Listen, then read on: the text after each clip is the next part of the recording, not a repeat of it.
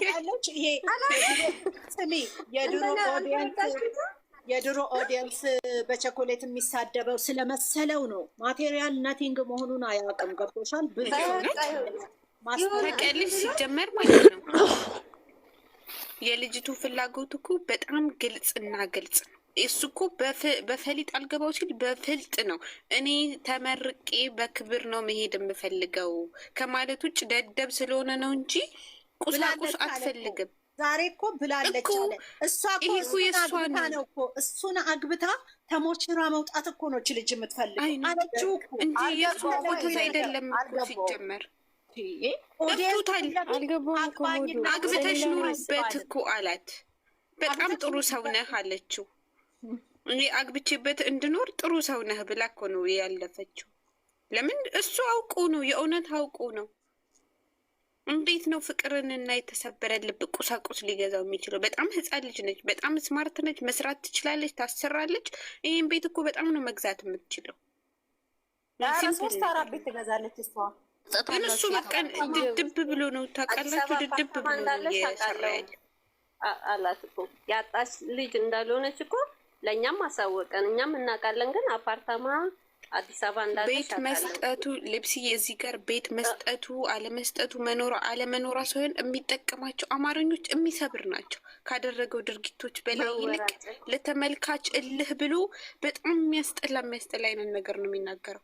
እሱን ደግሞ አስተካክል ስለተባለ ይደድብ ለኛ ብሎ አይደለም።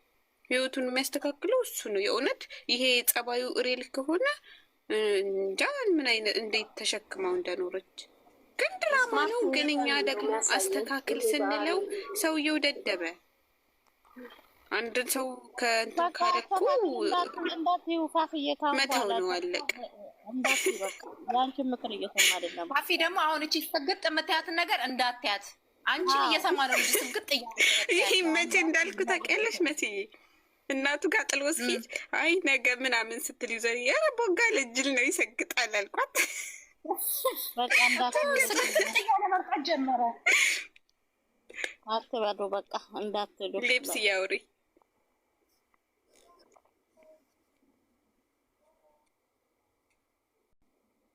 ነገ የሚደድባል። ኧረ ዛሬ ቲጂ ራሱ መቼ አወራች? ፍሬ ራሱ እኮ አላወራችም በስነ ስርዓት። ገኒን እየጠበቀች እኮ ነው። ፍርዬ ገኒ ካልመጣች እኮ ሞተሯ ይንቀሳል እንዴ። አስተያየት አትስጥ እንጂ ገኒ ካልመጣችማ የለኝም አስተያየት። እኔ ስለፈለክ ነው አልኩት። ትቀልዳላችሁ። ገኒን ታውቃላችሁ። እኔ አንድ ደግሞ ምን አለ ፊፊ መች ታስወራለች? ፊፊ እኮ አታስወራም። እንደ ቦጋለ እኮ ስሜት በቃ ልውጣላችሁ። እሺ እንዳትዪ ተብያለሁ። ኧረ እንዳትውጪ ነው የምትወጪው። አውሪ ፍርዬ አዩት ታረጋለች። እንዳትዪ እኔ ፊፊ ጋር አናወራም።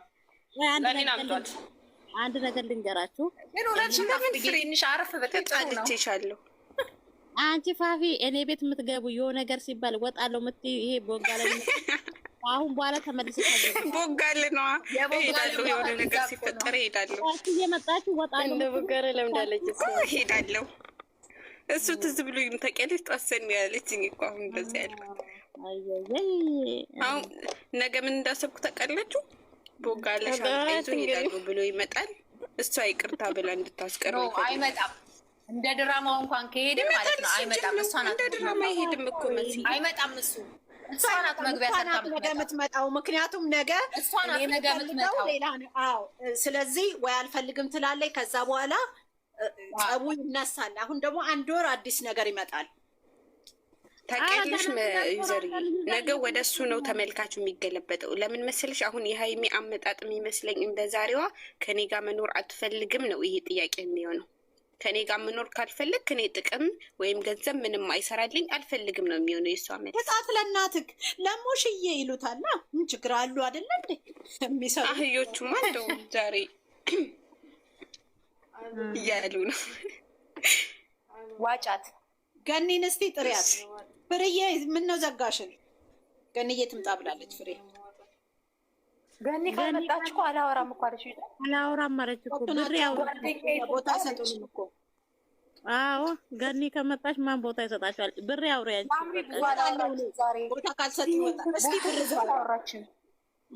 ፍሬዬ ስራ ይዛ ይሆናል። ልጆች አላት አይደል? አንድ ልጅ ነች ያለች ሴት ብዙ የላትም። አውሪ ብራዬ እኔ እናት በጣም ተናድጃለሁ። እኔ ምን በቃ ግን እሱ ጋር ያለውን ችግር ሳይጨርስ ወደ ሀሚ እነዚህን ጀዝቦቹን ማዞሩ ነው እኔ በጣም የተናደድኩትና የራሱን ችግር ሳይጨርስ ቁሳቁስም ለሀሚ ምንም አይጠቅማትም። ለኔ በኔ በኩል ማለት ነው። ሀሚ እንኳን ይሄ ቤት አይደለም፣ ይሄ ቤት ደግሞ ለእሷ እየተሰራም አይደለም፣ ለእናቱ የሰራውን ነው እሷን ለማሰደብ ያመጣ እርግጠኛ ነኝ። እና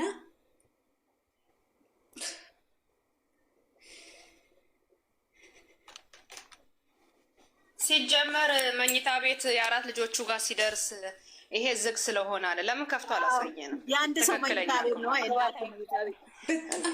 እኛ የሰገጥን መሰለን? እኛ እኮ አልሰገጥንም። እኛ ሴት ልጅ በትንሽ ነገር ትታለላለች ሲባል እንግዲህ ወይ በዚህ አድርጌ ነገሩን አዘጋለሁ አታላታለሁ ብሎ አስቦ ሊሆን ይችላል። ገብቶሻል?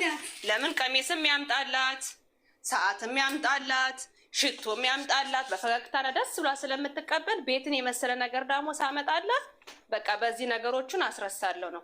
አትረሳውም እሷ። ለምን ህይወት ነው። ይሄ ምን አባቱን የሚደውልብኝ እኔ ላይ እና እሷን እዛ ጋ በዚህ ቤት በዚህ ቁሳቁስ እሷን ማታለል አይችልም በጭራሽ በጭራሽ። እነሱም ደግሞ በዚህ ነው እንዲረግጧት ነው ያመጣው ይሄን ነገር። ምንም ለእሷ ይሄ ቁሳቁስ አይጠቅማትም። ልቧ የተሰበረ ልቧን አይጠገንም። እሱ ጋር ያለ እቅርታ ሳይጠይቃት የምን ቤት ነው? እሷ የሚያገባት እኮ ቤት ገዝቶ ነው የሚያገባት እንጂ በእሱ በገዛላት ቤት ነው እንዲ እሷ የምታገባው። ሌላ የተወኞሹም ሌላ ጓደኛዬ ስለተወኝ ነው እንደ እኔ እዛ ማገባበት። አይ የማይመስል ነገር የወረደ ነገር ነው የምንሰራው። እሱ ወደ ራሱ ይመለስ። ካልተመለሰ ሀሚዬም ደግሞ ወጣፋኝ እግዚአብሔርን በጣም ወበር ስለተናደድኩኝ። የተሰበረ ልብሽን አይመልስም ቁሳቁስ። ቤት አይደለም ለምን አየር ላይ ቤት አይሰራልሽም? የተሰበረ ልብሽን አይመልስልሽም። እዛን ቀን ያለቀሽውን ለቅሶን ባይሽን አያብስልሽም። ሊያስረግጥሽ ደግሞ እንዳመጣ ይሄ ማንም ያውቃል። እቅርታ ሳይጠይቃት እሷን ወደ ራሷ እንድትመለስ ሳያደርግ የምን ቤት ነው የምንሰጣት? የምን ስጦታ ነው የምንሰጣት? ሁሌ እሷን ልቧን በሰበረ ራሱ ይጀምራል፣ ራሱ ያቦካል፣ አምጥቶ እሷ ላይ ያሸክማል። ምን አለች? እሱን ለምን